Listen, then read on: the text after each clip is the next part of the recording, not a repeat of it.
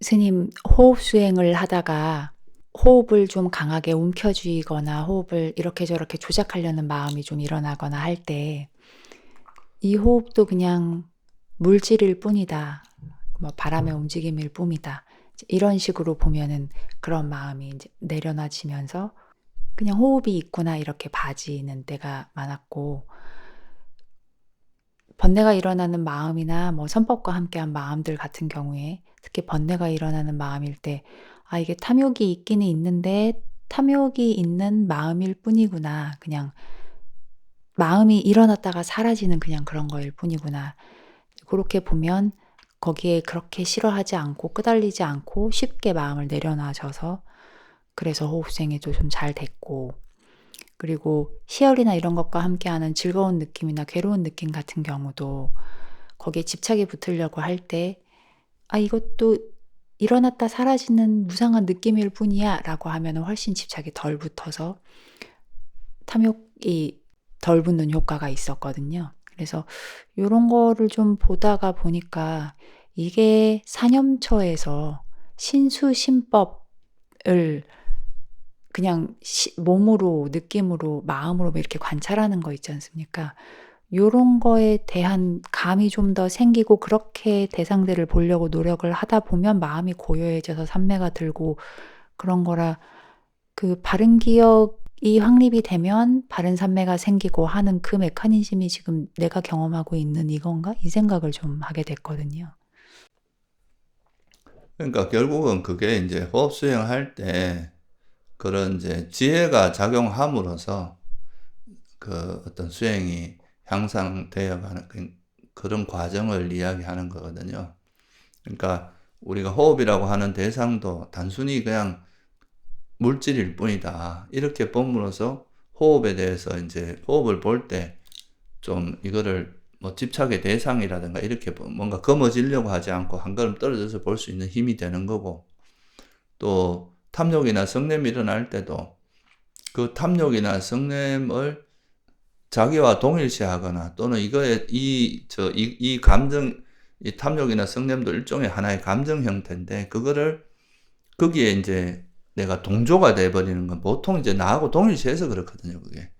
근데 그냥 탐욕이 있구나, 탐욕이 일어났구나, 성냄이 일어났구나, 이렇게 봄으로써 이 탐욕과 성냄을 좀 더 이렇게 내려놓기가 훨씬 쉬운 거죠. 그래서 이게 다 이제 결국은 그 우리가 호흡 수행을 할 때 우리에게 일어나는 현상을 그냥 좋아하고 싫어하는 마음 없이 그냥 하나의, 보통은 이제 여기에 달라붙거나 싫어하는 이유가 대부분은 이제 이 마음 자체를 내 것이라 생각하면서 그런 경우가 이제 제일 많거든요. 그리고 그 대상 자체가 뭐 마치 영원할 것처럼 착각한다든가 실체화한다거나 이런 것 때문에 그런데, 그런 것을 안 하게 되면 그냥 하나의 우리 마음에서 일어나는 현상이라든가 이런 거를 하나의 객관화해서 볼 수 있거든요. 그냥 탐욕이 일어났구나 하면 이제 이 탐욕은 그 호흡 수행을 방해하는 장애니까 그냥 해롭고 내려놓으면 되는 거고, 이렇게 이제 되게 좀 단순하게 그 대상을 제어할 수 있고 또 그렇잖아요, 그죠? 그래서 그런 식으로 이제 수행을 하는 거는 결국은 이게 지혜로서 장애를 있는 그대로 알아차리고 나와 동일시하지 않고 알아차리고, 이건 또 해롭고 또 이 집착이나 화의 대상이 무상고 무아임을 이해함으로써 내려놓는 이런 지혜가 작용해서 그로 인해서 장애가 버려지면서 자연스럽게 호흡과 마음이 하나 되고 고요해진, 호흡만 알아차리게 되는 이런 방식으로 가는 게 이제 바른 삼매라 그랬잖아요. 그러니까 이 수행의 과정에서 우리가 사념처 수행에서 하는 방식이 그대로 적용이 되고, 이 사념처 수행의 이 호흡 수행에서 하는 방식이 일상으로 가서도 그대로 적용될 수가 있는 거예요. 단지 달라지는 거는 이제 호흡 수행에서는 호흡이 이제 기본 대상이 된다 그러면 일상에서는 그냥 현재 일어나는 오감에 좀 더 감각 대상들 있잖아요. 그 오감에 마음을 기울이면서 그걸 통해서 이제 장애를 내려놓는 그 방식이 좀 달라지는 거죠. 그래서 어찌 보면 이제 사념처 수행을 통해서 바른 기억이 개발되면 그 바른 기억이 바른 삼매로 인도하는, 그게 이제 팔정도에서도 설해진 내용인 거예요. 우리가 사념처를 닦다 보면 그 현상에 대한 통찰이 생기고, 또 이거를 그냥 있는 그대로 보는 힘이 자꾸 생길까. 이게 바로 지혜의 힘이잖아요. 그 지혜를 잊지 않는 게 바른 기억이란 말이죠. 그래서 이런 바른 기억이 생기면 당연히 이제 장애들이 잘 놓아질 거 아니에요. 장애들이 없어지고 장애가 일어나지 않는 그런 마음 상태가 잘 유지될 텐데, 이게 삼매로 이어지는 거죠.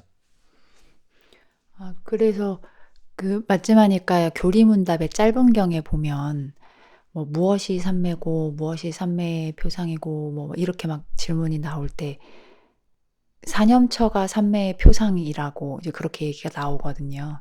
근데 그게 이 얘기를 하셨나 예, 싶습니다. 아마도 그 이제 삼매의 표상이라는 게 단순히 니미따 이런 측면도 있지만, 그것이 표상, 그 니미따의 뜻 중에서 원인, 조건 이런 뜻도 있단 말이죠. 네. 그러니까 삼매가 이루어지는 어떤 조건이 사념처다, 이렇게 해석할 수 있어요. 그러니까 그건 팔정도에서도 보면 바른 정진을 통해서 바른 기억이 생기잖아요. 우리가 계속 올바르게 이제 해로운 걸 버리고 유익한 걸 개발하려고 하는 정진을 하다 보면 해로운 마음이 이제 아까 말했듯이 우리가 평소에 알아차림을 통해서 장애를 버리고 장애가 없는 마음 상태를 쭉 유지하는, 이게 이제 해로운 거 버리고 유익한 걸 계속 이어지면 장애가 없는 마음 상태가 쭉 이어질 거 아니에요. 그죠? 요게 바른 기억이 계속 이어지고 있는 거거든요. 그런 상태에서 일상에서는 그냥 찰나찰나 이제 삼매가 이루어지겠지만, 호흡 수행 같은 경우는 호흡이라고 하는 하나의 대상만 알아차리면서 그 마음이 이어지고 있는 상태, 이건 선정까지도 갈 수 있는 거죠. 그래서 바른 기억이 바른 삼매를 이끌어낸다. 그래서 바른 기억을 개발하는 게 사념처거든요. 그래서 이 사념처가 결국은 바른 삼매의 조건이 된다, 이런 뜻으로 해석할 수 있는 겁니다. 그러니까 그 바른 기억의 내용이 사념처니까 사념처를 닦으면 삼매가 일어나는 게 이 얘기인가 생각했는데, 스님 지금 해주신 말씀을 들으면 사실은 바른 기억이라는 건 바른 지혜, 알에 대한 기억이니까 지혜와 기억이 함께 하는 그건 거네요. 그러니까 사념처를 통해서 지혜가 생기고, 사념처는 지혜를 개발한 데 좀 아주 특화되어 있는 거란 말이죠. 네. 그러니까 이제 사념처 수행을 통해서 지혜가 생기지만 이 지혜의 힘으로 장애가 버려지니까 결국은 이제 이 사념처 수행이 지혜만 개발하는 게 아니라 삼매를 개발하는 쪽의 원인이 되기도 한다는 거죠. 그래서 우리가 수행할 때 그 일종의 보면 이제 아나파나사티 수타에도 보면 이게 그 호흡 수행을 16단계로 해서 이걸 사념처하고 연결시켜 놓은 게 있거든요. 그러니까 결국은 이게 이제 우리가 호흡 수행도 사념처의 어떤 기반을 두고 있어요. 그리고 일상에서는 당연히 사념처 수행이 기반이 되어 있는 거고, 급기 수행도 마찬가지고, 항상 사념처를 실천하면서 이제 장애를 놓는, 장애를 내려놓고 장애가 없는 마음 상태, 그런 상태를 유지하는 그 힘이 바로 바른 기억인데, 이게 바로 삼매로 이끌어낸다, 이런 거죠. 그래서 이게 결국은 이제 사념처 수행을 통해서 지혜뿐만 아니라 바른 삼매도 사실은 생기는 조건이 된다는 겁니다. 그러니까 그게 호흡도 그냥 무상고 무아인 물질일 뿐이고, 마음도 접촉 따라 일어나 무상고 무아인 그냥 마음 현상일 뿐이고 하는 게 지혜인데 왜 바른 기억일까 생각을 해보면, 그렇게 알아진 지혜가 계속 유지가 되는 그게 삼매에 들어가는 되게 중요한 조건이고, 그 기억이 지혜가 점점 확립돼서 깊어지는 요런 것까지 드러내 주시려고 하니까 기억이라고 썼다고 이해하면 되나요? 그렇죠. 그러니까 이제 어찌 보면은 지혜도 지혜지만, 이 지혜가 개발되는 것도 중요하지만 잊어버리지 않아야 이게 써먹을 수 있거든요, 우리가. 지혜가 생겼어요. 근데 얼마 안 가서 금방 까먹어. 금방 잊어버려. 그럼 다시 또 지혜로워질 수가 없잖아요. 그럼 이 우리가 개발한 지혜가 잊혀지지 않고 그것을 우리가 정확히 이해하고 기억하고 있으면, 그게 이제 나중에는, 처음에는 의식적으로 꺼내야 되지만 나중엔 이게 저절로 작동되게 되는, 이게 기억의 확립이거든요. 그러니까 이렇게 되는 거에 더 초점을 맞추는 거죠, 그 사념처 수행. 그래서 이거는 지혜가 행주자가 어느 때나 망각되지 않고 거의 무의식적인 수준까지도 이게 정착됐을 때 기억의 확립이라고. 아라는, 그러니까 기억이 완전히 확립돼서 뭘 해도 이제 번뇌가 일어날 수 없는 상태가 돼버린 상태라는 거죠. 그래서 이런 부분을 이제 지혜도 물론 강조하지만 그 지혜가 잊혀지지 않고 행주자가 어느 때나 이렇게 확립되는, 지혜가 항상 현존하게 하는 힘이 삿띠라는 거예요. 그게 바른 기억이고. 그러니까 그 부분을 강조한 게 사념처라고 볼 수 있는 거죠. 그래서 그 바른 정진, 바른 기억, 바른 삼매가 개정해의 정으로 묶이지 않습니까? 그래서 바른 정진이야 당연히 오장에 내려놓고 이제 이런 거니까 삼매의 그 경전에 보면은 뭐 필수품이고 뭐 이렇게 나오니까 이해가 됐는데, 사념처인 바른 기억은 왜 약간 그렇게 생각을 했었는데 이제 좀 이해가 더 확실하게 되는 느낌입니다. 예, 그러고 이게 또 사념처를 통해서 지혜가 생기고 그게 또 바른 삼매로 이어지고 그 바른 삼매를 기반으로 해서 또 지혜가 더 깊어지거든요. 그러니까 이건 사실은 사념처를 통해서 삼매와 지혜가 같이 개발된다고 보는 게 더 정확해요.